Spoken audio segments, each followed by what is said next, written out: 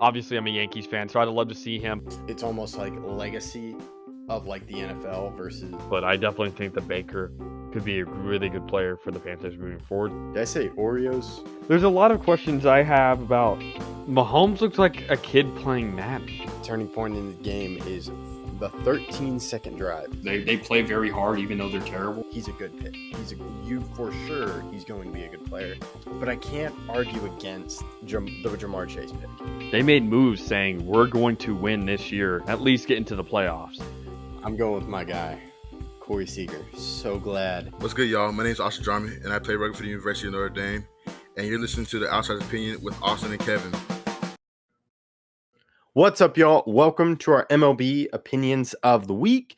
I'm Kevin. I'm joined by the man that I'm wondering if there are ulterior motives to this, Austin. We're talking about the Rays, but you're like, every time we do this, they get bad. And that would be very good for your Yankees, who are currently 2.5 games behind the Rays, as the Rays lead the AL East, but also the AL with 28 wins and 13 losses.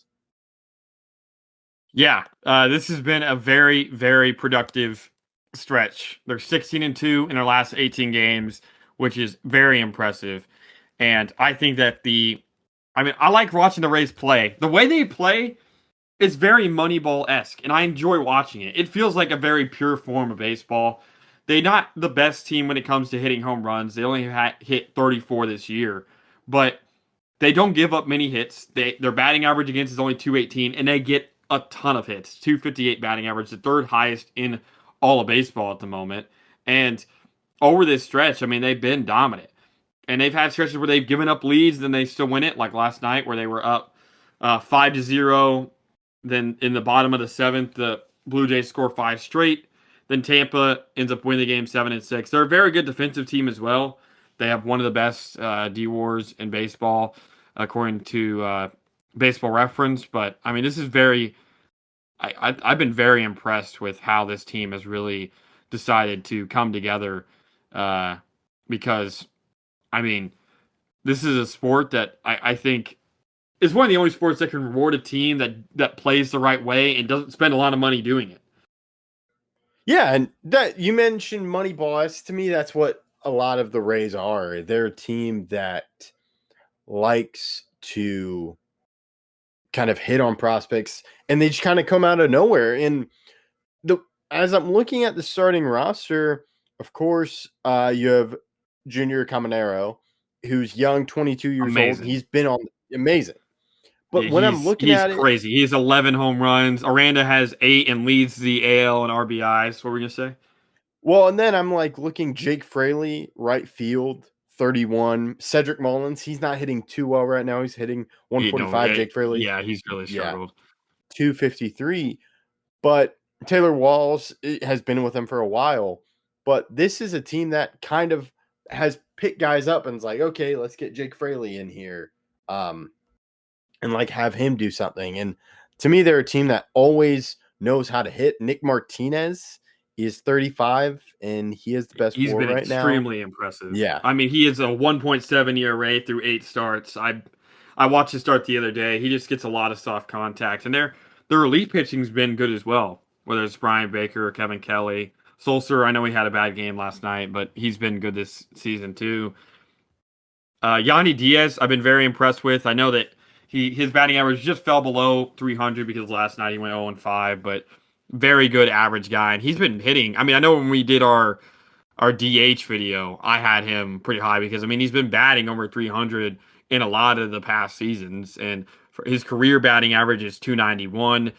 He was an MVP, finished 6th in MVP voting in 2023, and he's been a catalyst for this team. But I think this team, it is pitching centric.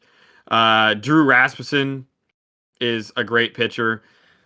He's been one of the most consistent guys in the MLB. I mean, we've done our starting pitching video we did for a while. He, for an entire season, he's pitched at least 13 games, has not had an ERA below above 2.84. This season it's 3.16, but he still has time to get that back down because his whip is still below 1. So I find it hard to believe that stays where it is. But good pitching. Steven Matz, a guy that I know he's hurt right now, but 3.86 ERA, but has a decent WHIP as well.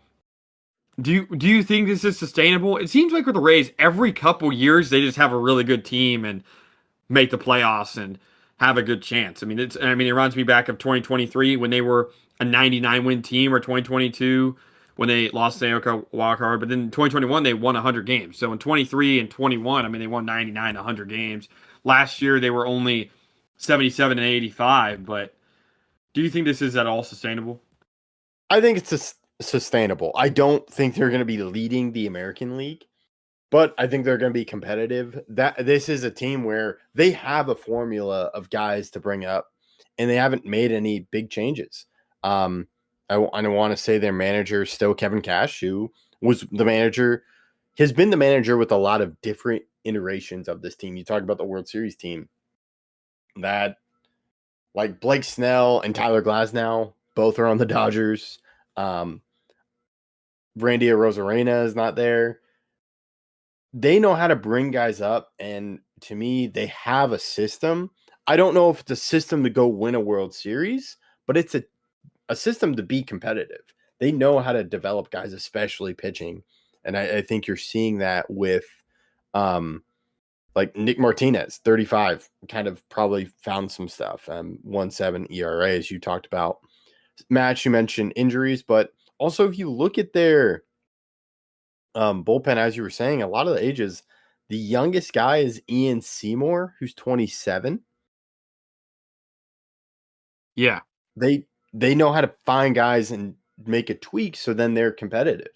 So I don't see him adding at the trade deadline, or maybe I don't know. I think they kind of stay put. Maybe they go trade for someone, but this is a team that is kind of in that iteration where they're playing well and can compete for a playoff spot. Yeah, and I would be.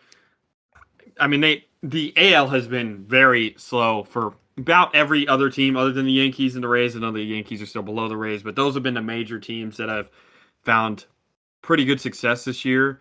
But yeah, I think that the Rays have set themselves up very nicely for a impactful season. And if you get into the playoffs in the MLB, we've seen a lot of crazy teams end up winning it, whether it was the Rangers in 23 or the Nationals in 19. So, and I think Kevin Cash is a great manager. I think that he doesn't get enough credit for how good of a manager he is. He's been with the Rays for a while now. Obviously, was there when they made the World Series in 2020, and I'm kind of excited to see how this team goes moving forward. Yeah, I'm very excited, and we will keep you updated throughout the whole season with their ups and downs. Let us know your thoughts in the comments. We appreciate you listening to Outsiders Opinions.